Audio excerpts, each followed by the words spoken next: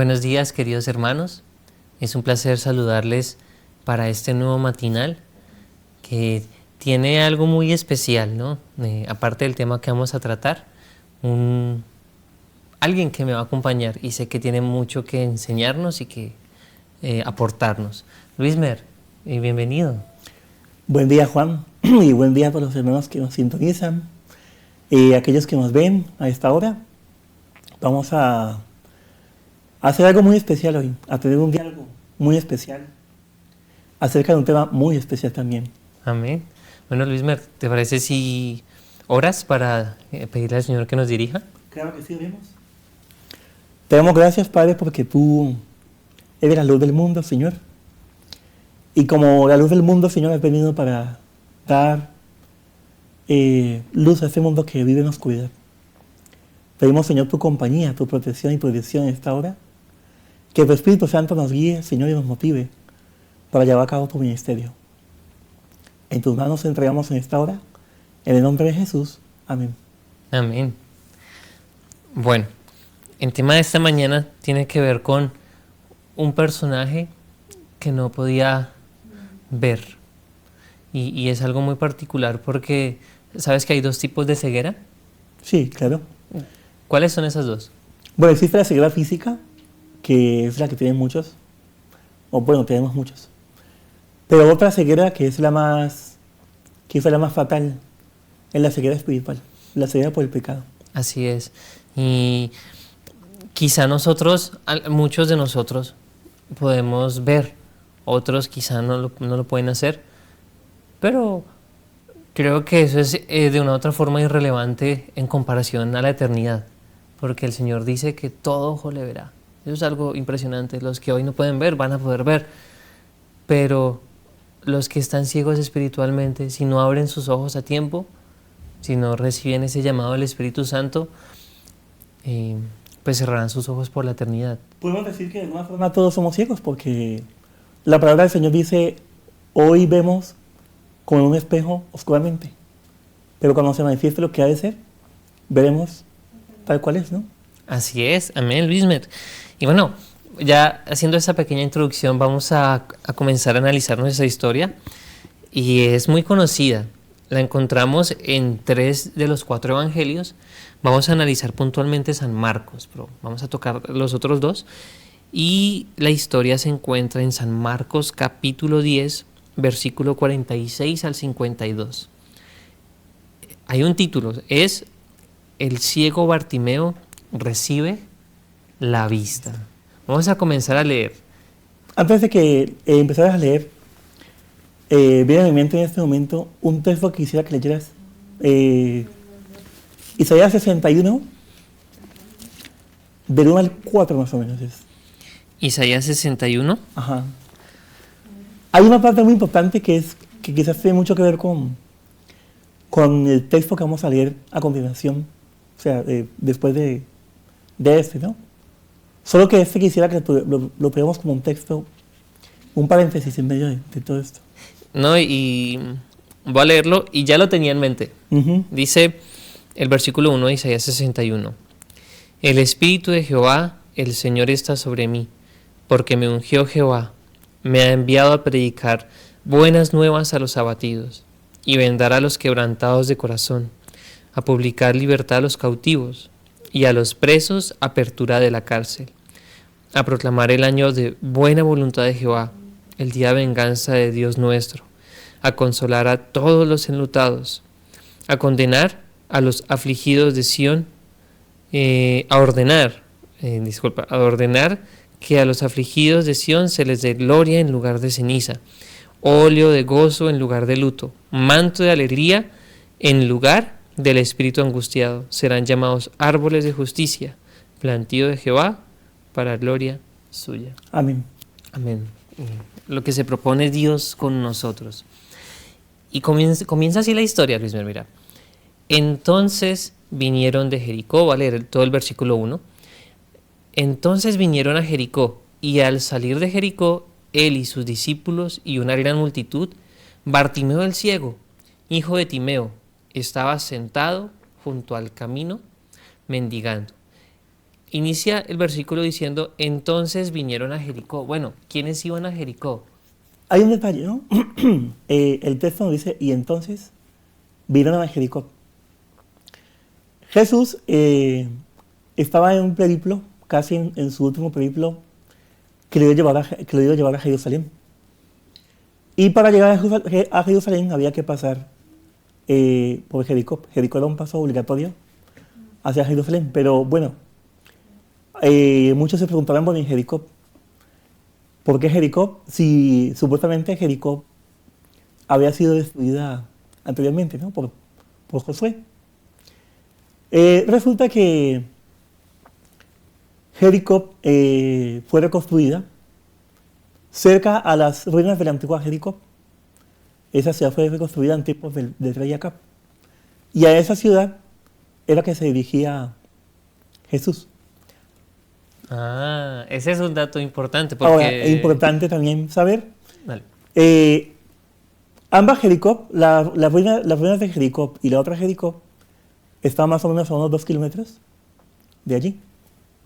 Así es, y bueno, y tú lo mencionas y es importante porque una historia nos dice, en San Marcos nos dice, entonces vinieron a Jericó y al salir de Jericó, él y sus discípulos. Entonces, este versículo me está diciendo que Jesús y sus discípulos salen de Jericó.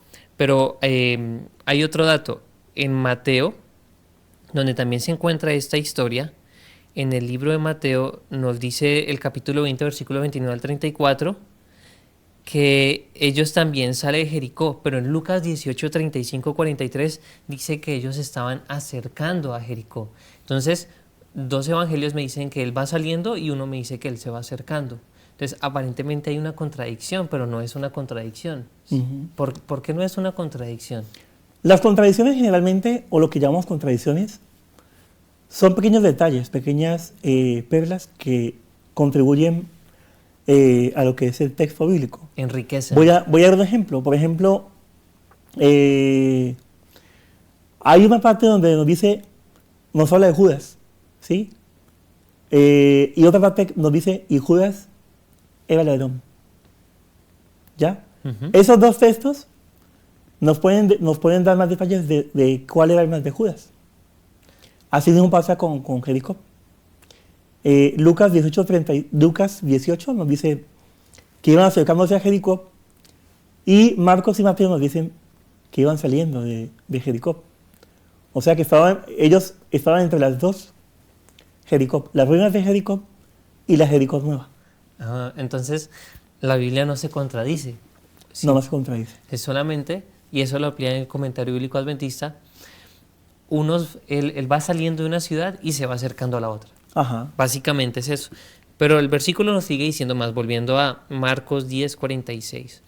Entonces, viniendo a Jericó, y al salir de Jericó, él y sus discípulos y una gran multitud, Bartimeo el ciego, hijo de Timeo, estaba sentado junto al camino.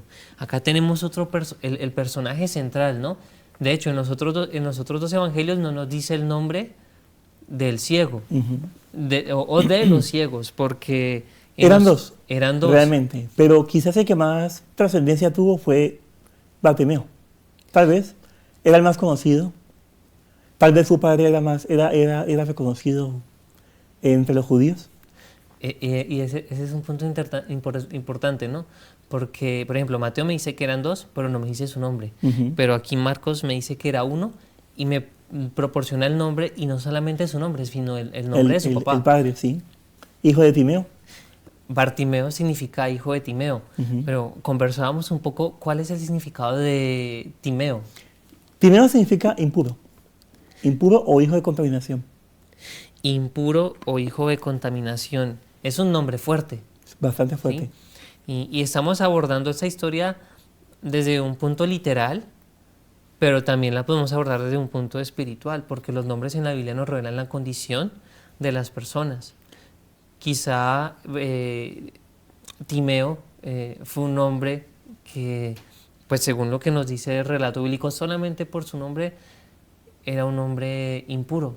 Pero ¿qué significará eso en la Biblia? Una persona impura a los ojos de Dios. De algún modo todos somos impuros. Es decir, cuando estamos sin Dios, todos somos impuros, somos hijos de ira, estamos en tinieblas. Y solo cuando llegamos a Dios es que el Señor nos limpia de nuestros pecados y de nuestras maldades. Y hay un detalle interesante, ¿no? ¿El pecado nos hace impuros? Sí, claro, a todos. Estamos sucios por el pecado, ¿verdad? Sí. Quiero compartirte un versículo. Es Isaías 35, el versículo 8. Y está hablando, sobre la promesa de Dios para sus fieles. Y dice aquí: y habrá allí una calzada, la cual llamará camino de santidad, ¿no? El camino que Dios desea que recorramos para llegar a la Canaán celestial. Y dice: no pasará por ella ningún impuro o ningún pecador, ningún contaminado. Será para los que siguen el camino, y los simples no se desviarán. Si con un corazón sincero y humillado pedimos al Señor que nos limpie, podemos transitar por ese camino. Pero los que decidan permanecer impuros no irán. No pasarán por ahí.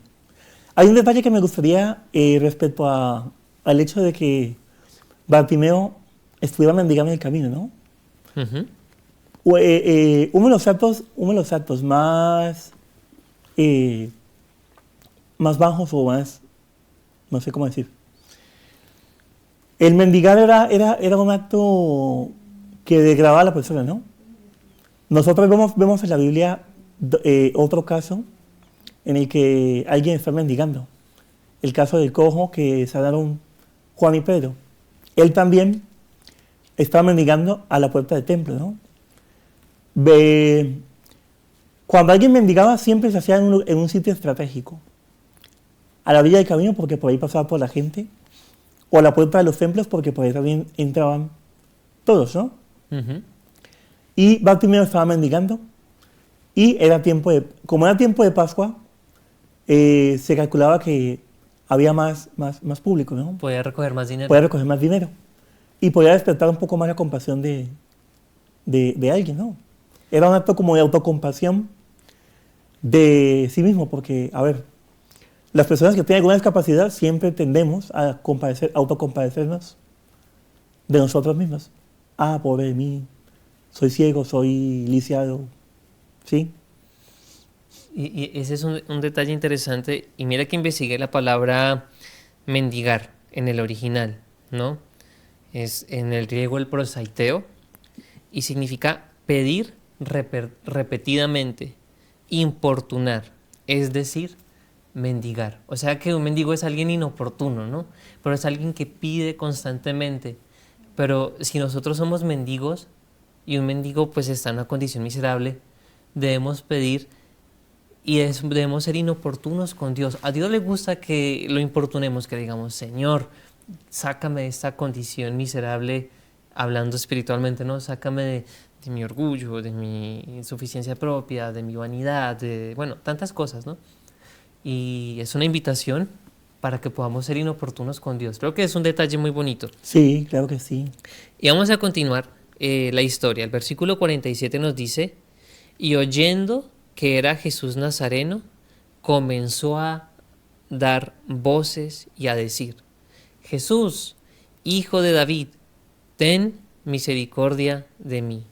Él empezó a clamar, él empezó a gritar: Jesús, Hijo de David, ten misericordia de mí. Luis Meraz, ¿has gritado alguna vez? ¿Has clamado al Señor? Yo creo que muchas veces he sentido la necesidad de pedir ayuda a Dios porque uno siente a veces que las cargas son muy pesadas o que no puede con algo y clama a Dios en ayuda. Bartimeo dice, y oyendo que era Jesús, él clamó. ¿Por qué clamó? Porque él quizás en algún tiempo había escuchado de Jesús o sabía quién era Jesús. Ahora lo llama Jesús, Hijo de David. ¿Sí? Ese es un detalle importante. Jesús, Hijo de David. Y le dice Hijo de David porque lo está reconociendo como Mesías. Como Mesías. Y como Salvador. Entonces dice, Jesús, Hijo de David, ten misericordia de mí. O sea, él lo reconocía como Mesías, como Salvador y como intercesor, y como el único que podía ayudarle en su condición, ¿no? Su única esperanza. Quiero agregar un detalle más a lo que estás diciendo, y la encontramos en Lucas, ¿no? Lucas 18:36. Bueno, voy a hacer la comparación con Marcos. Marcos 10:47. Marcos 10:47 nos dice: y oyendo que era Jesús Nazareno, comenzó a dar voces. Él ya había oído de Jesús, como tú lo mencionabas, pero mira que en Lucas dice: y al oír a la multitud que pasaba, preguntó qué era aquello. Era como un tumulto, era como mucha gente caminando, mucha gente siguiendo a Jesús. Pero él hizo algo, ¿no? Él preguntó qué era aquello y le dijeron que pasaba Jesús Nazareno. Entonces dio voces. Acá hay un detalle interesante. Nosotros, como siervos de Dios, debemos comunicar un mensaje. Debemos hablar del mensaje. Hoy estamos en el tiempo del fin, ¿verdad? Y de hecho Bartimeo es un tipo de la Odisea. Está ciego y es miserable, como la iglesia del juicio. Pero la gente puede mirar las señales del tiempo del fin y decir, algo está pasando. Y ellos pueden preguntar, pero si cuando preguntan nadie les dice, mira, la Biblia dice que nos estamos acercando al tiempo del fin. Bartimeo escuchó, sintió que algo estaba a punto de ocurrir y él empezó a preguntar y la gente le dijo, viene Jesús.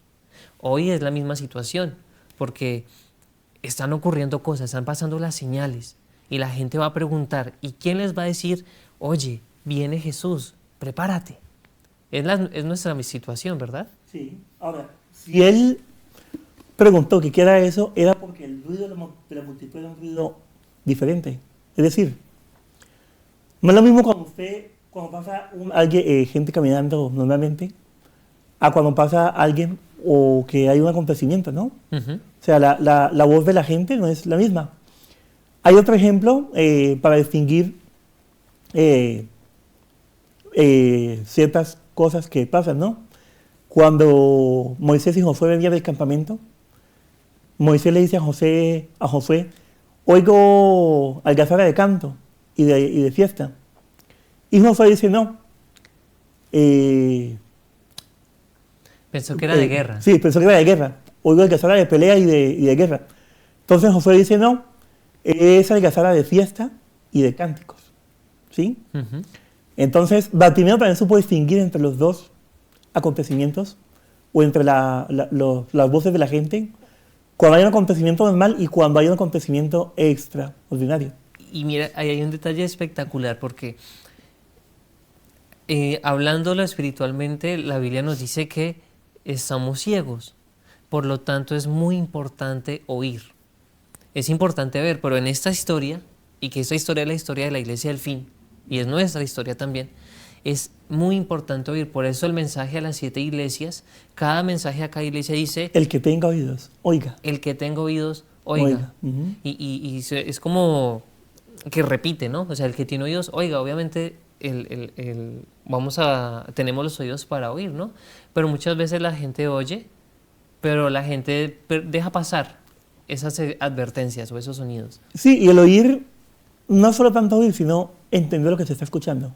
Así es. O sea, cómo entendemos lo que escuchamos y qué hacemos con lo que escuchamos, ¿no? También. ¿Qué hacemos con lo que escuchamos? Muy bien, vamos a avanzar un poco más. Vamos al versículo 48. Y bueno, replanteemos, ¿no? Bartimeo reconoció a Jesús como Mesías. Como Mesías y como Salvador. Como Salvador. Y el 48. Y muchos le reprendían para que callase. Cuando alguien quiere buscar a Jesús, vienen esas personas que te dicen, ay, no busques a Jesús, o viene una persecución, o viene la burla. Oposición. Y dice, y muchos le reprendían para que callase. Pero ¿cuál era la actitud de Bartimeo? Y él daba más voces, hablaba más fuerte. Él hablaba más fuerte. Muy bien, el versículo dice eso. Pero él clamaba más fuerte, Hijo de David, ten misericordia de mí. Clamaba más fuerte. Cuanto más oposición hay, más fuerte clamaba, ¿no? más fuerte tenemos que llamar al Señor. Entre más problemas hay, más oposición. Eso tiene una analogía también hoy por hoy, ¿no? Hoy vamos a tener la oposición más fiera que se haya tenido en todos los tiempos, ¿no? Ujú. Y hoy el pregón o el último mensaje tiene que ser más fuerte todavía, por encima de esas voces que nos van a callar. Por encima de esa oposición. Muy interesante esa aplicación, ¿no? Hoy Sí. debemos gritar más fuerte, ¿no? Más fuerte. Y dice el versículo 49 que Jesús escuchó. Dice, entonces Jesús, deteniéndose, mandó a llamarle.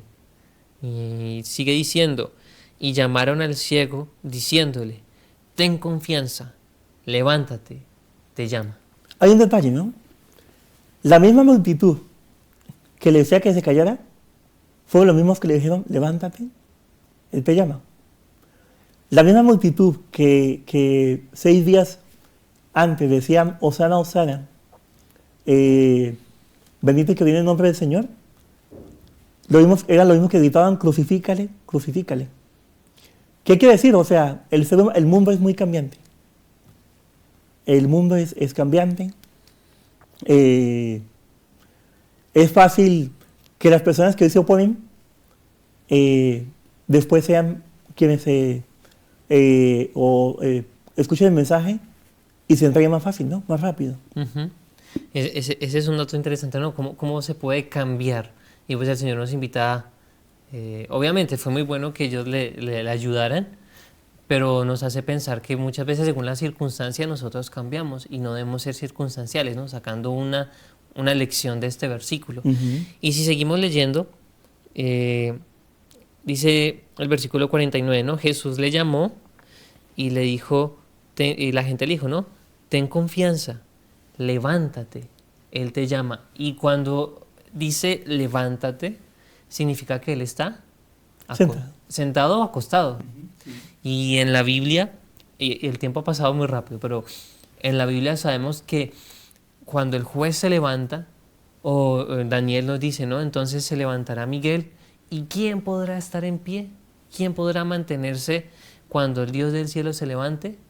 Los que acepten su perdón y se vistan con su justicia. Y cuando acá hay ese llamado de levántate. Levantarse es sinónimo como de resolución, ¿no? Resolución, sentencia. De una sentencia, pero si Jesús te dice, levántate, te va a confirmar. Uh-huh. Es una recompensa. Es una recompensa y te va a vestir con su justicia. Porque los que pueden estar de pie son los justos. Porque los injustos van a decir que las piedras caigan sobre nosotros. Así es. Y no se van a poder levantar, no se van a poder sostener delante de la presencia de un Dios santo. Y dice, ten confianza, levántate, te llama. He aquí estoy a la puerta y llamo. Si el que oye mi voz, ajá. el que oye mi voz y me sigue, yo cenaré con él y él conmigo. Qué bonita declaración, ¿verdad? O sea que esta sí es el mensaje de la Odisea. Sí. Dice el versículo 50. Él entonces, arrojando su capa, se levantó y vino a Jesús. Y él aquí tenía algo especial, ¿no? O sea, no solamente él estaba echado en el suelo, sino que él tenía una capa. Y esa palabra capa, bueno, quería compartir un poquito de esa palabra. Capa es vestimenta. Esa palabra capa en la Biblia y precisamente en esta historia, esa palabra capa es alusiva a manto, ropa o vestido. Era algo con lo que él se cubría. Uh-huh. Y cuando él recibe el llamado, él se quita esa justicia propia.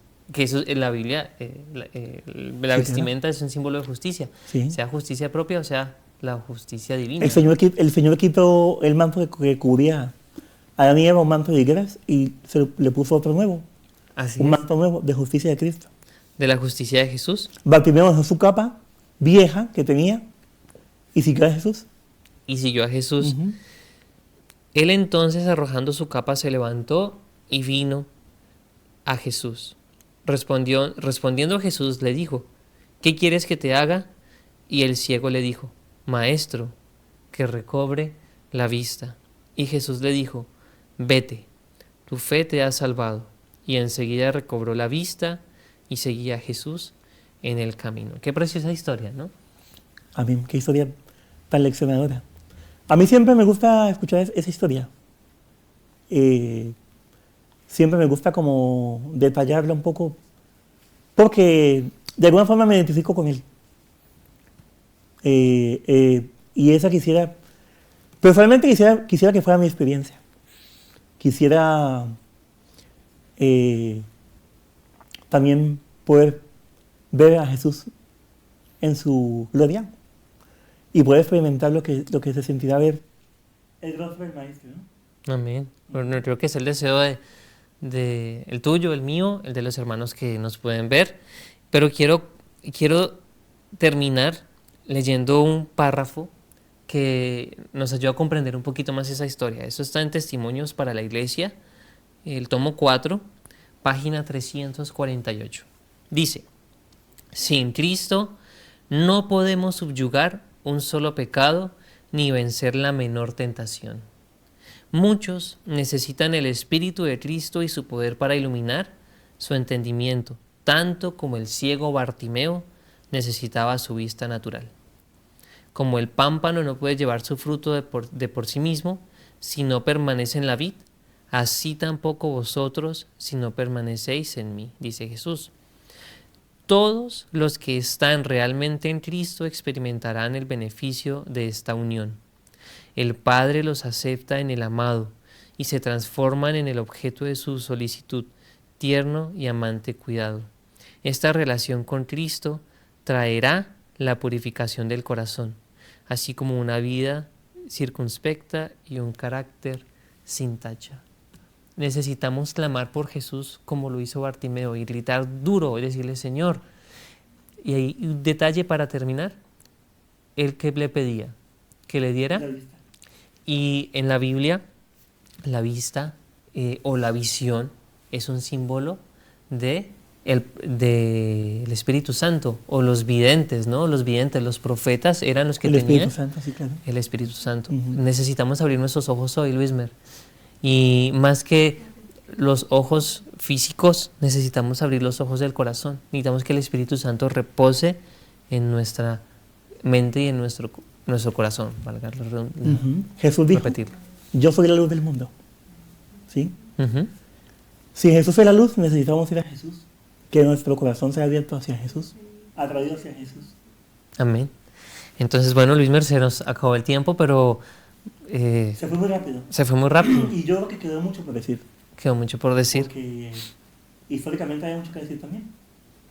Pero entonces, para mí ha sido un placer. Igualmente. Bueno, vamos a orar para despedirnos. Bueno. Querido Señor, qué privilegio es orar, qué privilegio es leer tu palabra. Señor, por favor, ayúdanos a clamar, ayúdanos a pedir tu Santo Espíritu y derrámalo en abundancia sobre cada uno de nosotros. Abre nuestros ojos para ver la luz de la vida, a Jesús. Y en su nombre pedimos, amén. Amén. Este video y las demás producciones que ustedes pueden disfrutar a través de nuestras plataformas son en parte gracias al aporte que personas como tú hacen a este ministerio. Queremos invitarte a que sigas apoyándonos para que el mensaje de Dios cada vez pueda llegar más lejos y con más amplitud. Recuerda, tu aporte hace avanzar la obra. Fundación Las Delicias TV, un estilo de vida.